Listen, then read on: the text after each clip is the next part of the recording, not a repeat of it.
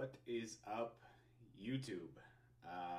Been a little bit. I guess a couple things. So obviously, I'm looking a little bit different these days. I've lost about 102 pounds overall from working out and gym. It's been a blur. So I stopped recording probably about 6 months ago. I haven't done anything new. A few reasons why. One, I moved into a different room, so all of my gear had to be moved out of the living room and into this room, which I think gives a little better feel for recordings overall.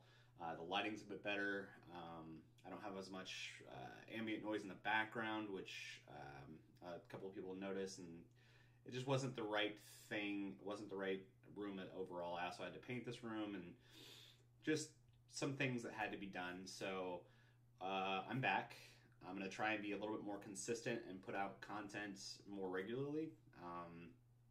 As far as what we're doing moving forward, I think that's still something that we're trying to figure out. It's going to be a bit of a game to kind of walk that through and figure out what kind of content is provided. But at the end of the day, I think that what I'm going to do is just try to be me, and hopefully that's something that people enjoy. So there's going to be some weird stuff, maybe just randomness that I come up with someday, or some days, and other days maybe we'll do some streams of different types. I'm definitely going to try and keep gaming to be a central thing to tie this all together. But at the same time, there's a lot of different topics and a lot of different things that I have interest in that I'm going to try and bring forward in different ways. The other big thing is I've got this kind of niche that I'm formed around right now, which is I can only stream my videos because I just don't. It's complete ignorance on my part, and it's something that I owe better content to the people that are taking the time to view this stuff. So I'm going to be taking the time to actually learn how to use the software that I already own to do more video edits and things like that, so that this can be more solid content rather than just streaming consciousness on the part of me, right? And I think that that's something that I owe anybody that's willing to click on the like or subscribe button for any of my videos, is a progression of growth in how I do things. So that's one big thing on the horizon, is just continuing to learn, continuing to grow myself. That's been something that's, I think, integral for me over the last year, is just how I can continue to grow myself as a person, and in whatever ways possible. So that's something to look forward to. Hopefully I'll start getting kind of more familiar with just how that software works, and how I can start using it to edit and make cleaner, better videos for the folks that are taking the time to watch them. So that's one thing. As far as topics for today, I'm actually going to try and start being a little less scatterbrained when I come onto these two. You notice that I just opened up a video because the white broadcast is coming back on my face. But I wanted to take some time to talk about people that have fitness goals for 2019, and just offer a few tips from my own purview on things that I've done that may be helpful for you, that may help to carry you forward, and also just I'd like everybody to be nicer to each other in 2019, and I know that's a lot to ask too, right? So what I would say is that gym goers, by and by large, the guys that are in there 6 days a week, that have been doing the same kind of thing that I have been for years and years longer, what I would ask you is, I know there's going to be a lot of people in your gyms, and I know that there's going to be a lot of new noise and people that are unfamiliar with how to do exercises. I had a bit of this when I started back at the gym, of people looking at me strangely, having little sidebar conversations that may have included me, may not have included me, but they were kind of like the eyeballs were stared in. And I know it happens where you get that tunnel vision. Just be careful, right? These are folks that may have never been in the gym before. They're super self-conscious. That's why they're in the gym in the first place. Be courteous. If you see somebody that's doing some weird exercises and that may hurt themselves, definitely speak up. Everybody's there to try to get the same thing done, to grow themselves as a human, and to get themselves on a healthy fitness path. And the last thing that anybody that is on a fitness path themselves should be trying to do is discourage somebody else that's also trying to work out. So just be really humble, and the same thing goes on the other side, right? If you're new to the gym and you haven't been to the gym before, you're kind of doing the workouts the first time ever, you're there to grow both physically and mentally, right? So the part that is the toughest for a lot of new gym goers is consistency and building the mental fortitude to continue to push forward and continue to do the same grind day in and day out. But it's also the mental fortitude to weather the storm against things that are incoming to you that may not be just that. Like they could be the same kind of thing. Insults and stuff like that, weird looks, that's all gonna start rolling off of you, because at the end of the day, when something works for you, you're gonna continue to do that, and you're gonna care less and less about what Debbie Naysayer in the locker room may whisper in the corner about you. And it's really jacked up, but I know it happens, right? Because I've heard the stuff. I've been in the locker rooms. Like, I know people talk, and just stay positive. That's kind of what I would say across the board. Again, if you're in the gym for the first time, awesome. A few things that I've taken to heart, at least in my own philosophy: don't starve yourself. It doesn't work. Ultimately, it's a calories in, calories out game. Now, it does all start in the kitchen. 70% of this stuff is all going to start in the kitchen. If you're just in the gym working out, you're definitely going to build muscle, and you're definitely going to see improvements in how you move and how you function. But if your ultimate goal is weight loss, you got to get your diet straight first. It all starts in the kitchen. 70% of this stuff is going to start there. So cut out the sweets. It's not to say that you can never have that stuff either, right? Like, remove the term cheat day from your lexicon, and I swear to you, you'll be happier overall, right? Look at it as good food in, good food out, or good food in, bad food in, right? Like, not necessarily even bad food, just different food. So you start to look at food as fuel, and it becomes a lot better for you, because then it's no longer a rationalization of, or a punishment when you decide to eat something that might not be the in your cheat meal or whatever. And you can have just kind of more reliance on eating what it actually is. So I personally try to stay lower on the carb count. I still sit in a caloric deficit most days, because I'm still not at the point where I want to be with my own physique. I've still got fat to burn, so I'm continuing to try and push the rest of the fat off. But that's the real thing. Is it at the end of the day, 1 pound of fat takes 3,500 calories to burn off. How you do that is entirely up to you. It's just, no matter how much you work out, there's only so many hours in the day, right? So it's a healthier mindset to attack the problem where, and most folks it exists, where they're consuming 4,000, 5,000 calories a day and not really even realizing it, than to try and kill 5,000 calories at the gym. It's not practical. So that's one big tidbit for you. The other one is, there's a lot of information out there, guys, and I'm just a dude that lost a lot of weight, right? Like, there's a lot of us out there, but there's also a lot of really good information. There's a site, Jeff Cavalier, Athlete X, that's on YouTube. Check him out. He's got tons of good information for you. He goes through on how the muscle is supposed to move, and so you can actually see how those exercises are supposed to be performed. And he's got some stuff that I've done in the gym and then people gave me weird looks for, but at the same time, if it works, that's what's important at the end of the day. So don't worry about, and I guess that's number 3, don't worry about what other people are, perceiving. It's all up to you at the end of the day. So if you stick with it and you're positive and you continue to have a positive mindset, then you are the one that's in charge of things moving forward from there. And it's going to succeed or fail, and it's all going to depend on what you want to put into it. And don't look at one day as a complete failure or a complete success. It's a battle. It's a day-to-day thing, right? So you will have days where you'll get to where I'm at right now, and you'll be like, oh, I can eat some weird meal, or a couple of days of weird meals, or if I'm on vacation, I'm not really looking at that stuff at all, and I may not work out those couple of days. The point being is, there's no ultimate victory here. It's all on you, on where you want to be. So when you come back that following week and you notice that, yeah, I didn't do so great those couple of days, those days are behind you. Today is a new day. What are you going to do from this point forward? And continue to look at every day as it's a new day, and continue to build off the progress of yesterday. Because no day is completely perfect, and no day is a complete wash either. There's positives that can be derived out of any of it.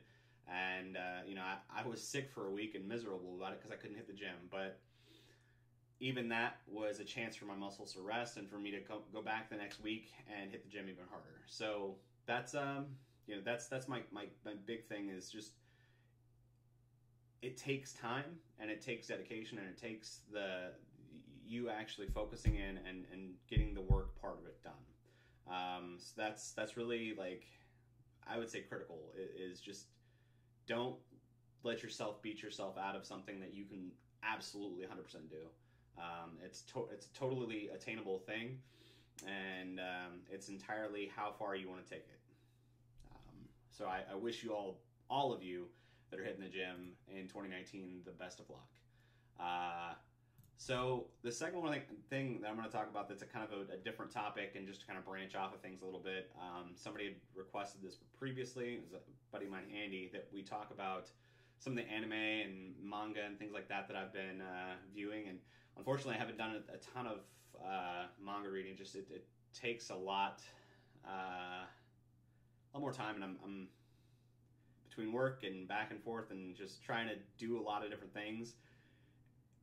Sitting down to read at the end of the day is a tougher gambit. So I definitely owe that to folks that are interested in that kind of thing. But what I do more often, and what's a lot easier, is sometimes I'm at the gym and I'm able to watch some anime that are out there and have those kind of discussions. So a couple of the cool ones that I've recently either gotten back into, one of my favorites, because they've had new seasons come out and there's more content there. One of them is Fairy Tail. Fairy Tail is by far one of the best. If there is a thing of reincarnation and there's a world that you can choose at the end of that, I would definitely choose to live in that one. Not to say that everybody's going to end up being like that epic power level, but the thing that I like about Fairy Tail is that everybody has the ability to have some kind of power, which I think is pretty awesome. And that's a neat way to approach a universe, right? Like, everybody can kind of strive to better themselves in an equal kind of footing, and I think that's really, really cool. I also like how the guilds kind of are formed, where they go out and they help people, and there's still like farmers and stuff like that. That's neat too. Like, but they're magical farmers. They can use like their abilities to grow plants faster and stuff. That's cool. It's good stuff. There's different lanes, and there's still like ways to aspire and grow. But I still like the introduction of magic as well. So it's just a neat show. Season 3, really, really cool so far. Some people don't like it because it's trying to condense a lot of things into one season, and I get that. But there's some of that has to happen when you're doing an anime versus just a reproduction of a manga. But I've enjoyed it so far. I've got caught up with that one. Another good one that I like is Black Clover. Maybe it's just like the structure of like how they organize, because I think that there's some similar aspects of Black Clover. One of the older ones that I like a lot, which is Bleach, and Fairy Tail. They'll have that kind of structure or organization group that binds them together, and so there's a lot of inner dialogue that happens, and a lot of interesting things that happen between those groups of people. So I think that's one of the things that drives it forward. Black Clover is a super cool one. And again, we're very, very similar, I think, protagonists in each of those. Especially when you look at Natsu and drawing a blank on his name right now.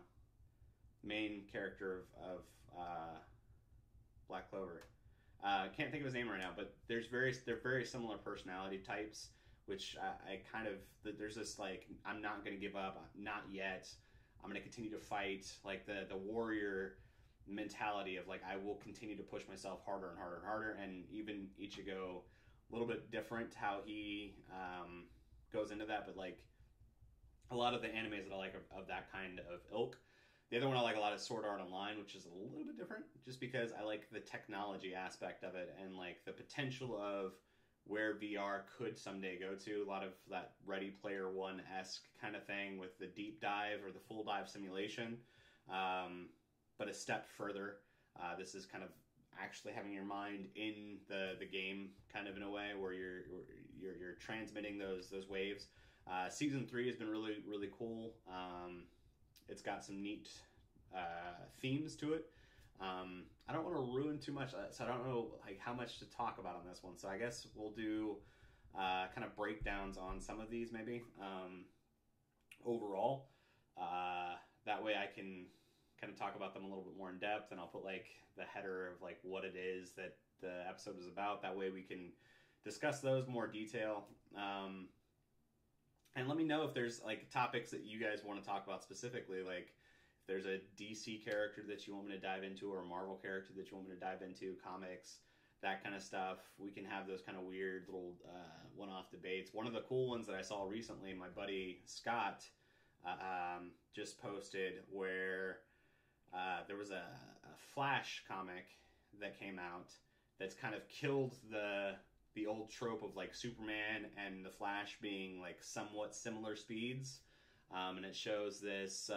It shows Flash basically having a conversation with Superman, telling him that those previous races were all for charity, and then he just beelines it. So it's reset Flash as the fastest, period, full stop, and really set his power level at a point where I don't think that the current movie iterations or the current even the cartoons don't really give it full justice to just how fast he is and really how powerful he is. But I think that the restricting thing for him, for BA, for Barry Allen, is that him as a person is just not going to take the easy, cheap way, because some of the abilities that he could technically do if he was to actually utilize his power is they're one-shot mechanics, right? Like he could just phase into Superman and just rip his heart out. Because he's that much faster. Now, I don't know if he could vibrate at that speed, and those are all things that, like, I'm sure there are much, much deeper dives that would have to happen as far as, like, analytics on the comics. But I just, if there's a speedster on the field, I think that the only thing that's really there that could take him out is another speedster. Because even, we were talking through this, and even some of the other, like, mind manipulation and things like that, when you look at the Speed Force and how it interacts and how he's able to even like do flash time and how his brain is supposed to process that much faster, it really kind of puts into perspective that the only thing that can really hurt the Flash is the Flash, and impacting his own sense of morality, because he has the ability to traverse through time. I think he's probably the most powerful Earth-created hero. Not cosmic, but just straight out, and I would throw Superman in that cosmic portion, just because he's got cheat powers. Like, that's the thing that's made Superman so boring for so long, is that he is like, you tossed a Game Genie on a Nintendo cartridge and put yourself for invulnerable or infinite lives. That's kind of where he sits at, unfortunately. Whereas the Flash, there are vulnerabilities there, but they're few and far between, and it's definitely, I think magic might be one of the few that could really mess with him, much like Superman, because a lot of it is physical, and then maybe some dimensional stuff. But there's even the Speed Force exists in multiple dimensions, and so like, really the Reverse Flash, again, is going to be his biggest counterbalance as another speedster. So I digress. The last part is back to some gaming stuff. I'm going to do a follow-up to this video just because I'm a little rusty on OBS and we're getting back in the swing of things. there was a game called Bless Online that I was looking at last year and the year before. This is released a couple times in a couple different iterations, and it's not done very well. It's really sad because the thing is like there is a market for MMOs right now, and it's been brewing for a while. Like you've got the top dog, World of Warcraft, that's been sitting there forever and a day, but I feel like that's caused us, the market to just be stagnant. And there were some cool games that came out in the interim, like that had promise, but either didn't have the team to follow through with it, or didn't have the technology available to make it a lasting game. And so I think in this era of gaming, you've got people getting more powerful PCs that are able to produce better graphics, and I think that we're at a time where we're going to start to see a shift in that. Amazon's got an MMO that they're working on. It's kind of cool. It reminds me of Darkfall a little bit. I don't know if that's actually what's going to come out of it, but I hope. There's really not a ton. A lot of the projects got nixed. There's some games that have some older mechanics and older things like that. Like there's the one that's kind of trying to do like a classic EverQuest. I can't think of the name of it right now. And get kind of the more grindy elements back out. It needs to go back to gameplay, and I think gameplay needs to be the center binding point in a lot of this stuff, right? If you look back at like games like Asheron's Call, the reason Asheron's Call was great is one, it tied players together, so it made player communities something that had a tangible value, right? You got an alliance, you had a vassal, and you were either a vassal or patron, and so you had this monarchy system that built out based on who you swore allegiance to all the way up to the top. And one of the really cool things about that game is you could do all the content, most of the content solo, but you really got a benefit out of playing with a team, right? So you went into a dungeon, and there was this ultimate sense of exploration because there was just the map was huge, and then you as the player picked how your character progressed. So you advanced your skills in certain ways, or you didn't. There was a lot of people that ended up resetting their characters, and there was a lot of like that min-maxing that happened where inevitably somebody just figured out the formula to make themselves super powered, or this spec is better than this spec, and that's the ultimate thing that happens with PvP over time, is that people will figure out what works and blast that through. But Asheron's Call had some of the most unique story arches and things like that still, and in my opinion, really haven't been surpassed even today. But we've stopped taking concepts like that from other games and building on them because there's been one big guy on the block for so long. And so that's really what's been drawing and draining from the genre, is there really hasn't been a lot of other influence to continue to cause them to need to push forward. And so that's why you've got, World of Warcraft trying to please its target audience, which is everybody, which is why they've not really pushed the graphics capabilities up further. They've kept themselves relevant and current, but it's just the style that they used was one that they can continue to use so that they wouldn't have to make a World of Warcraft 2 down the road. They just were able to add more textures into the model that they used currently. So that's how they've managed to keep themselves relevant, which is cool.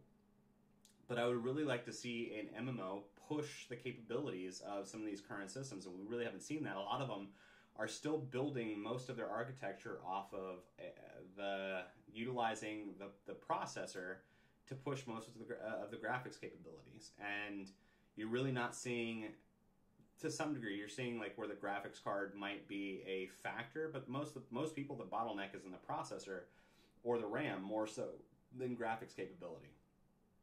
So that's one thing I would really like to see, and I'd really like to see that there's been a lot of cool games that have come out with destructible things like that, and I think that a Darkfall done correctly,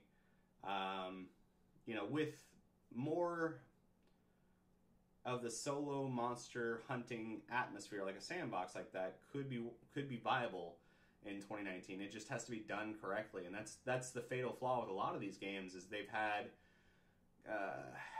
developers that have never really touched games like that before, and it's really caused some problems. So anyway, the game that I'm going to play today, and I'll run you through the character creation, and it's going to be the next video. There's going to be a subsequent stream. This one's going to stop. Just I've not gotten all of that stuff set back up yet for it to be fluid, but the game is called Bless Online, and it's gorgeous looking. It really does have some good graphics. I will say one thing that irked me already. I did a maximize full screen. Natively, the full screen option didn't include 21:9, which I thought was weird, and then also didn't match the resolution of the 2160x1080. So that's some weirdness that's going on there. But it does actually look really, really good, and the character creator is by far one of the most in-depth that I've seen, bar none. I won't play this game very long, and the reason is, and it's very, very short, I don't play free-to-play games. They usually turn into this just monetization craziness, and I don't like to play games where that's the main thing is ask me for $10 here, ask me for $12 here, ask me for $5 here. And I don't know this developer well enough to say that they're not going to do that. They may well. But even with games that are paid, you're starting to see more and more of that, and I think that it's absolute garbage. It's a travesty to the genre, and I would rather see them have a dedicated team that's able to write content and produce monthly content than do these things where it requires like an additional pay scale. I'd rather them charge me another, like, bring it from $15 to $20 a month than not have content regularly delivered, storylines that could be adapted to an entire year, or any of that kind of stuff. It's to me, it's sloppy, and we're really seeing like this trickle of content with World of Warcraft that it was all stuff that was promised with the expansion, and so the execution is flawed. And it's more of like, how can we keep players playing and logging in, rather than how can we make our game better? And I think that's the real sad part, and that's where we're seeing decay in games like World of Warcraft right now. Anyway, I'm going to go ahead and end this one. Thank you for tuning in. If you like this little broadcast and you like kind of the conversation, I'm going to try and do a video every Wednesday, and we'll see what I'm able to produce out of that. And again, like I said, I'm going to try and start getting them to where I can, they're not going to be streams like this, so they just won't be a stream of consciousness where it's 27 minutes long, and get more back to like what I was doing before, or what I should have been doing before, which is more edited videos and content that's derived that way. So hopefully we'll get to that in 2019. There's some other things that I want to start doing this year as well. I want to take a blacksmithing class, so if I could take some recorded video of me doing that, that would be cool. Just some of the other stuff that I do out and about from my computer.